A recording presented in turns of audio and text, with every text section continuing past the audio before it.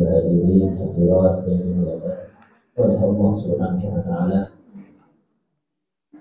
Pertama-tama marilah kita mengucapkan rasa syukur kita kepada Allah Subhanahu wa taala karena Allah Subhanahu wa taala telah berikan banyak nikmat kepada kita, dan di antara nikmat yang terbesar yang diberikan oleh Allah kepada kita adalah nikmatul iman dan nikmatul Islam, sehingga dengannya kita dapat berkumpul bermuajah di tempat yang mulia ini.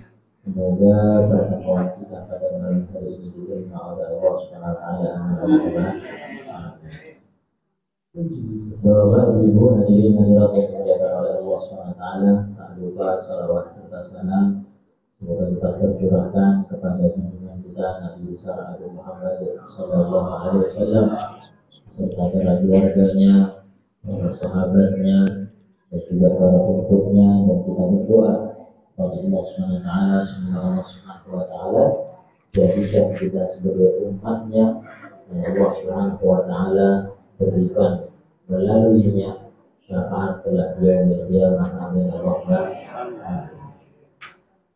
Bapak Ibu hadirin hadirat yang dimuliakan oleh Allah Subhanahu wa taala, seorang ulama memaknai kalimat syukur. Kalau kita ditanya syukur itu apa, Bu? Syukur itu apa syukur? Kalau ada orang berbuat baik kepada kita, kita ucapkan kepadanya terima kasih, ini syukur atau tidak?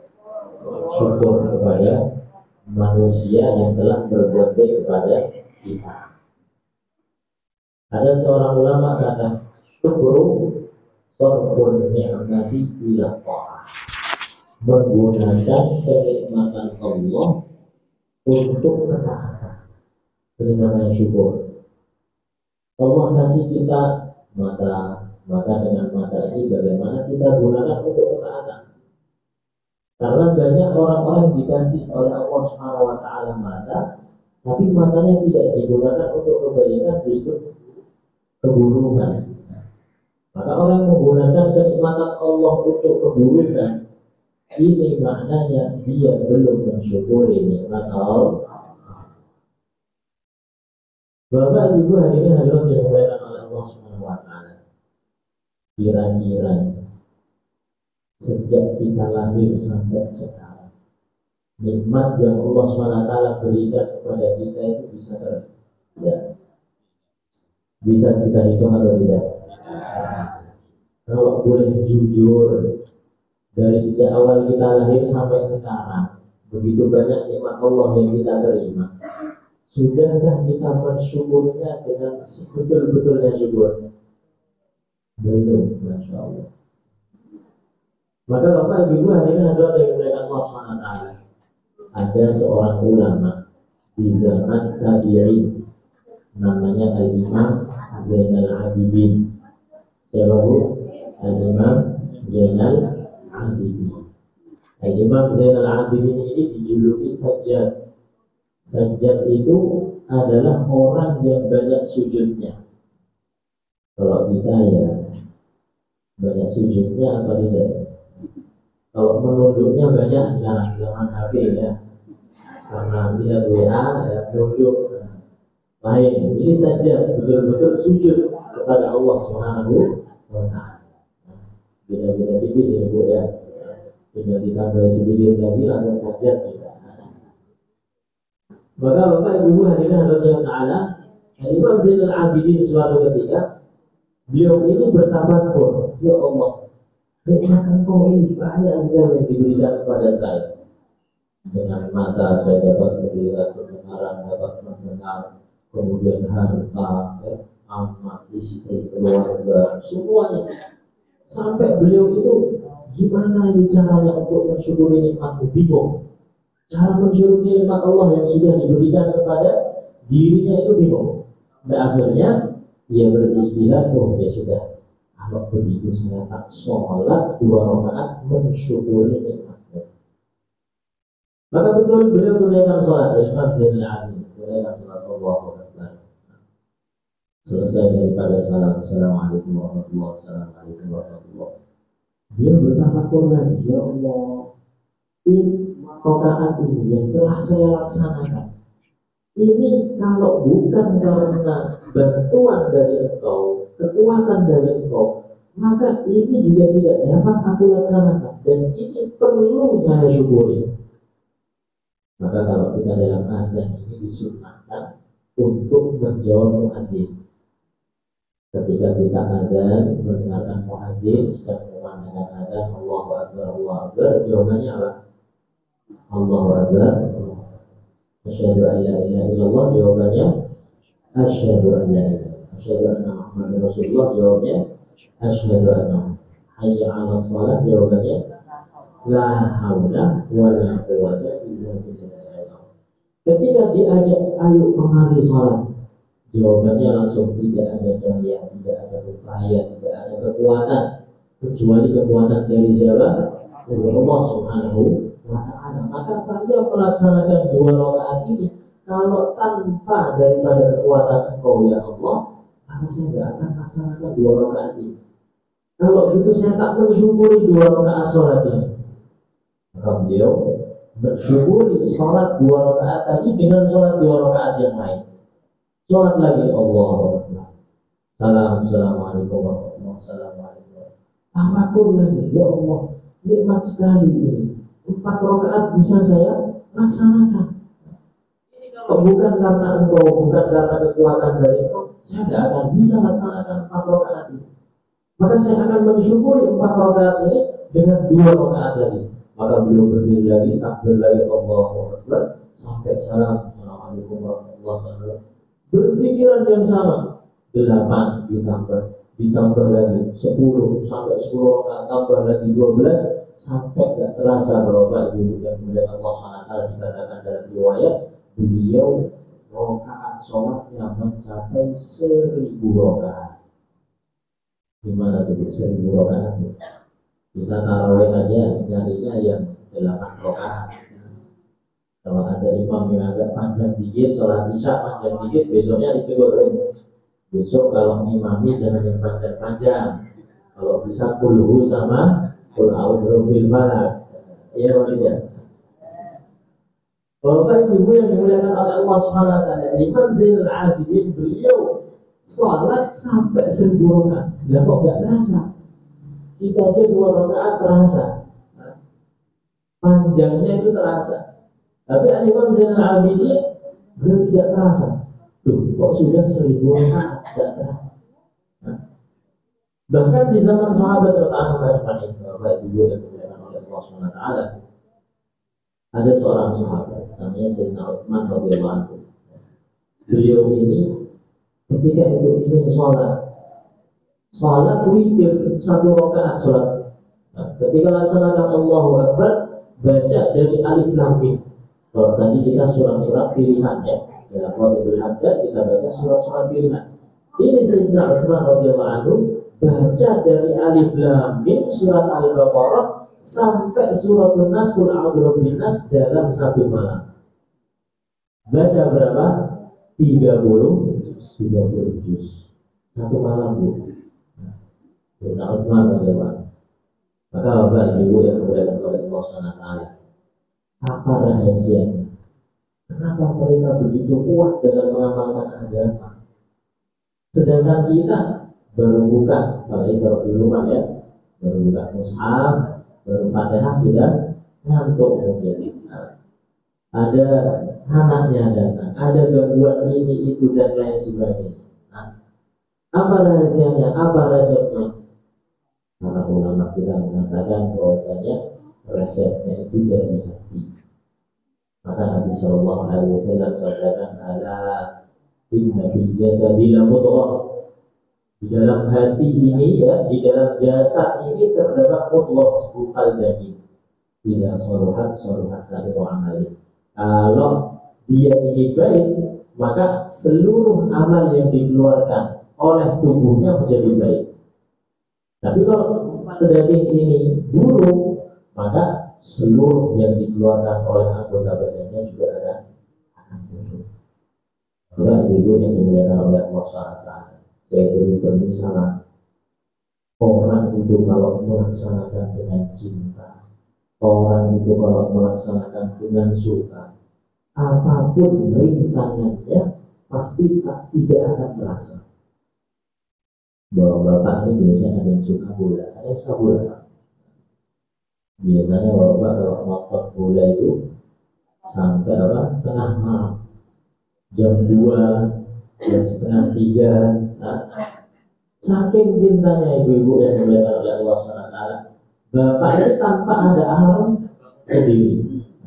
Tidak ada alarm, pokoknya jam setengah 3 klubnya ini main, bangun, lihat daripada bola. Nah, sampai terkadang nabrak azan subuh. Sebentar, ini bentar lagi tanggung, masih adu penalti katanya. Nah, padahal main bola ini minimal sejam lebih ya, 45 menit kali 2 ya. Duduk tidak terasa. Nah, 45 menit kali 2 berarti berapa? 1 jam setengah ya. 1 jam setengah tidak terasa 1 jam setengah. Nah, kok cepat sekali ini 1 jam setengah sudah selesai. Nah, padahal kalau buka Quran baca khotib aja ya sengaja datangnya terlambat. Ini saya ini bukan yang lain. Sengaja datangnya nggak telat gitu ya. Maka bapak ibu yang dimuliakan oleh Allah Subhanahu Wa Taala, begitu juga ibu-ibu, mungkin dari ibu-ibu ada yang suka misalnya sinetron, misalnya sinetron judulnya bukan bubur naik haji misalnya. Itu kalau bapaknya ngerebut remote-nya atau anaknya ngerebut remote, dipindah, bu ini lagi sponsor, jangan sponsor pun harus saya tunggu, jangan sampai kelewatan 1 detik pun. Saking apa? Cinta. Orang itu kalau melaksanakan dengan cinta, melakukan dengan suka, maka apapun rintangannya menjadi mudah. Tidak ada yang susah. Bapak Ibu hadirin hadirat yang dimuliakan oleh Allah SWT, semestinya begitulah kita kepada amalan agama.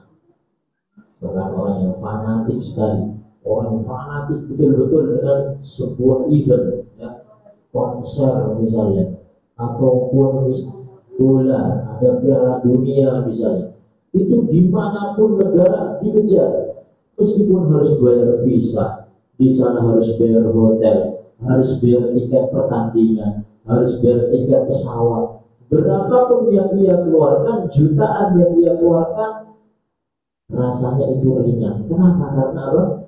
Suka, melaksanakannya dengan cinta. Hadirin yang dimuliakan oleh Allah SWT, dulu kami pernah belajar di Suriah, di Timur Tengah sana. Kalau di Timur Tengah ini, Masya Allah, kalau sudah Ramadan, itu kalau kita mau nyari masjid yang tarawehnya 8 rakaat itu gak didapat. Nyari masjid yang tarawehnya itu kulhu sama al-falak itu tidak didapat. Minimal itu satu juz minimal. Bahkan ada yang lebih, ada yang 3 juz, ada yang 5 juz. Kawan-kawan kami yang dari Mesir, juga sama juga. Mereka katakan, tidak ada yang namanya surat-surat pilihan, ya, ataupun kulhu sama al-falak. Maka suatu ketika kawan kami dari Mesir ini pernah cerita, ya.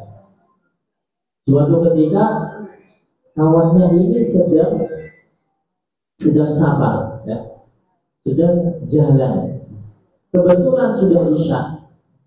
Maka ketika isya masuk ke masjid mana saja masjid dimasuki.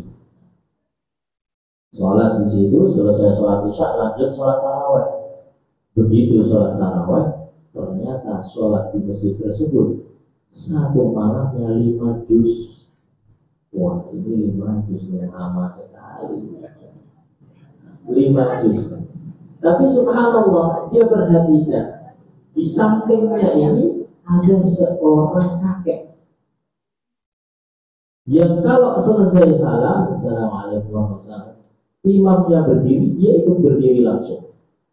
Sedangkan kawan kita yang di samping kakeknya itu nanti dulu lah, istirahat dulu, nanti tunggu mau rukuk baru dikejar, Allahu Akbar, ikut rukuk. Diperhatikan itu kakek dari awal sampai akhir seperti itu terus. Akhirnya dalam hati, benak dalam hati ini pengen tanya apa ini kok kakek ini bisa kuat, padahal secara fisik dia sudah tua. Sedangkan saya ini masih muda, tapi kakek ini sudah tua. Subhanallah, kekuatannya luar biasa. Selesai daripada tarawih, ditanya, kakek saya ini perhatikan, antum perhatikan panjenengan, itu kok sholat itu gak ada istirahatnya. Sedangkan saya istirahat 2 rakaat istirahat, padahal secara fisik saya lebih kuat daripada engkau. Maka kata kakeknya sambil senyum, dia kasih resep. Dia katakan, al-quwwatu fil qalbi la fil jasad. Kekuatan itu terletak dalam hati, bukan terletak dalam jasad. Jasad kamu memang kuat, tapi hatimu lemah. Sebaliknya, hati saya kuat, saya pengen sholat, saya rindu pada sholat. Meskipun fisik saya lemah, karena hati saya kuat, jiwa saya kuat, sholat yang 5 juz tadi tidak terasa. Nah, ini rasanya. Diperhatikan ya Bapak Ibu ya. Nanti kalau ke Jawa, kebetulan dari Arab ini kita praktekkan di pondok kita yang di Jawa, di Seragen. Yang dulu Ustaz Abu Dhar, Ustaz Zuhri, Ustaz Ahmadi, ya, Ustaz Rizki, pondok semua di Jawa, di Seragen. Ini kita praktekkan. Kalau Ramadan itu sudah sejak dulu kita kalau sholat itu selalu 1 juz. Karena di sana ada 3 lantai, maka lantai pertama itu 1 juz, lantai kedua kita baca 3 juz, lantai ketiga kita baca satu malamnya 5 juz. Maka kalau 5 juz ya setiap seminggu sekali bisa hatam. Itu resepnya. Kalau mau kuat dalam mengamalkan agama, kuat membaca Quran, kuat sholatnya, asalkan hatinya mau. Kalau hati ini sudah nggak mau, maka sekecil apapun suatu amalan dia akan keberatan. Kenapa? Karena dari hatinya sudah tidak mau, sudah menolak. Bapak Ibu hadirin hadirat yang oleh Allah Subhanahu wa taala, itulah ulama kita, mereka semuanya bisa meluangkan waktunya untuk masa yang panjang sekali untuk mengamalkan agama. Maka setidaknya kita istiqomahkan majelis yang rutinan majelis saja setiap seminggu sekali, ya, setiap seminggu sekali kita ini rutinkan dan hadirkan diri kita dalam majelis seperti ini. Kata ulama kita ini, kalau kita dalam keadaan sendirian itu susah untuk amal. Nah, coba Bapak Ibu suruh baca rotib hajat di rumah, bisa nggak ya? Sendirian, nggak ada kawan, suruh baca la ilaha illallah ya sampai 50 kali, ya. Baru 2 kali sudah lama sekali, ya. Tapi kalau dalam keadaan bersama-sama tidak terasa deh, kok udah selesai. Nah, apalagi datangnya terlambat, tambah nggak terasa lagi. Kok tiba-tiba sudah bagi snack, sudah makan dan lain sebagainya. Nah, maka majelis-majelis yang seperti ini hendaknya kita istiqomahkan, ya. Kalau belum kita ini bisa menyerupai sahabat, sahabat ini mereka masya Allah luar biasa dalam mengamalkan agama, rindunya mereka terhadap agama, luar biasa. Tidak ada capeknya untuk agama. Orang kalau sudah kehidupannya ini masya Allah kehidupan yang luar biasa, kehidupan yang banyak amalannya, maka dia akan dijaga oleh Allah SWT, diberikan keberkahan oleh Allah SWT. Begitu juga akhlaknya akan dibentuk oleh Allah SWT menjadi akhlak yang baik. Nah, kenapa? Karena hatinya tadi disucikan terus, dibersihkan terus melalui zikir, melalui bacaan Quran dan lain sebagainya. Bapak Ibu yang dimuliakan oleh Allah SWT, seorang sahabat yang bernama Jabir bin Abdullah. Sahabat ini bukan hanya membaca dan juga bukan hanya mempelajari isinya, tapi mengamalkan apa yang ada dalam Al-Quran dan apa yang ada dalam hadis Nabi Shallallahu Alaihi Wasallam. Kita tidak meniru mereka. Seorang sahabat bernama Jabir bin Abdullah. Dia ini suatu ketika memerintahkan pembantunya, baik pembantumu, coba kamu besok carikan di pasar sana kuda yang bagus yang harganya 300 dirham. Kamu cari di pasar harganya 300 dirham. Maka betul besok paginya sang pembantu pergi ke pasar cari kuda yang bagus yang harganya 300 dirham. Ketemu, dibilang sama penjualnya, ini yang mau beli majikan saya, bukan saya. Dan saya oke, besok saya temukan dan insya Allah akan dibayar 300 dirham. Oke, besok kita jumpa sama majikan kamu.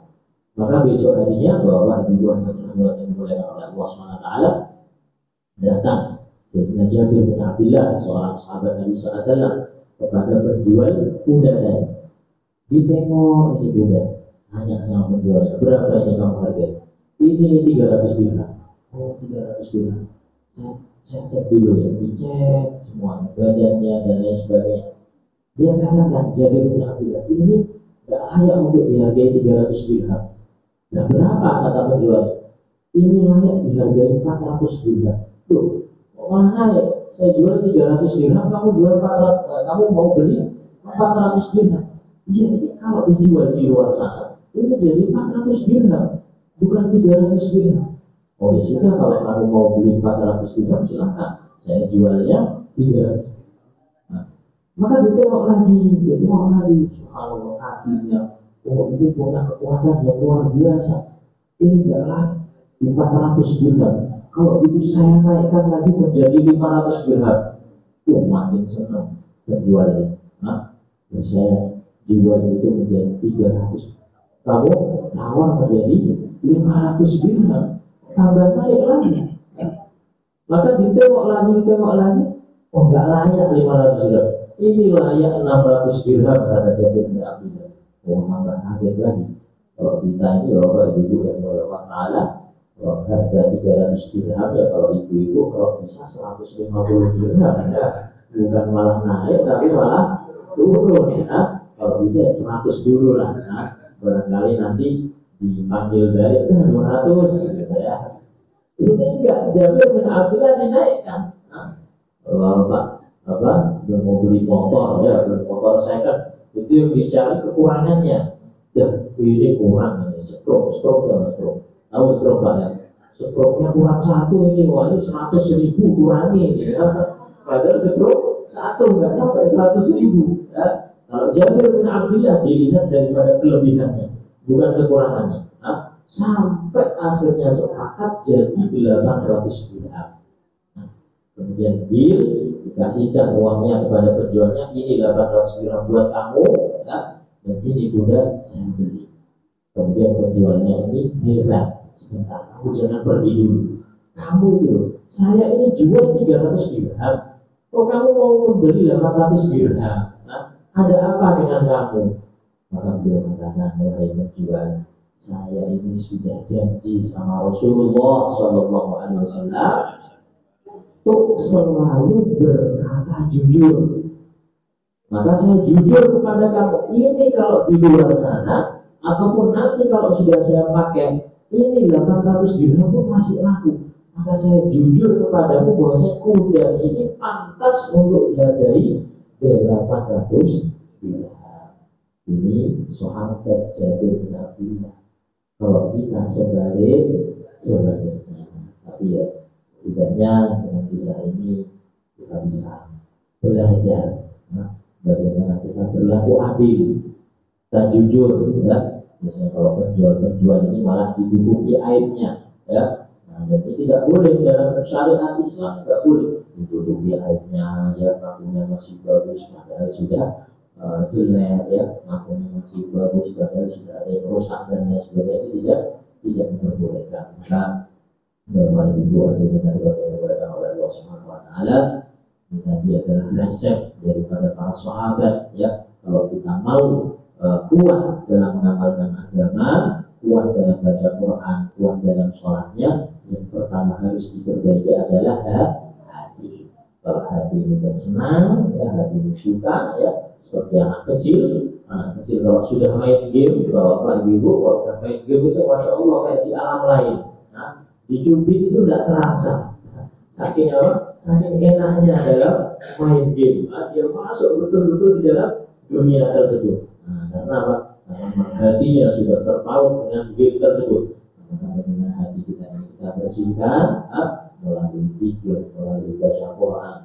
Maka kalau sudah bersih hati kita untuk mengamalkan agama perintah Allah SWT terasa mudah sekali. Dan juga kalau amalan kita ini sudah kuat, nanti akan ngefek kepada akhlak kita sebagaimana Jabir bin Abdillah. Demikian Bapak Ibu Allah SWT. Semoga Allah SWT berikan kita istiqomah dalam menjalankan agamanya, dan juga Allah SWT berikan kita kemudahan untuk mengikuti sunnah-sunnah dari Nabi Muhammad Sallallahu Alaihi Wasallam. Semoga majelis kita seperti ini majelis yang tersambung kepada Rasulullah Sallallahu Alaihi Wasallam. Semoga kelak nanti di yaumul qiyamah kita semuanya dikumpulkan bersama para anbiya, bersama Nabi Sallallahu Alaihi Wasallam di Firdausil A'la, beridullah wa syafaat Rasulullah Sallallahu Alaihi Wasallam wa antisyifa wa rahmatullah. Al-Fatihah.